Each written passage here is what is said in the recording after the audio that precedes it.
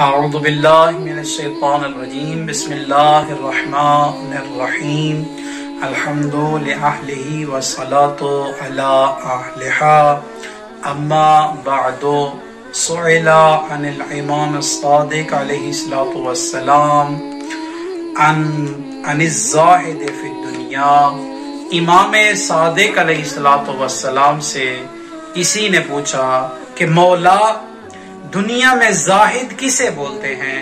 تو امام علیہ السلام نے ارشاد فرمایا زاہد اسے بولتے ہیں کہ یترک حلالہا مخافت حسابہی. زاہد وہ انسان ہے کہ جو دنیا میں حلال کاموں کو اس نیت سے چھوڑ دے کہ اس لیے کہ بروز قیامت ان کے بارے میں ہم سے سوال کیا جائے گا. پھر فرمایا اور حرام کو وَيَتْرُكُ حَرَامَهَا مُخَافَةَ عِقَابِهِ. اور زاہد کی دوسری نشانی یہ ہے کہ وہ اللہ کے حرام کردہ چیزوں کو اس لیے چھوڑ دیتا ہے کہ اس لیے کہ اس کو خوف ہوتا ہے کہیں ان حرام کی وجہ سے میں اللہ کے عذاب میں مبتلا نہ ہوں.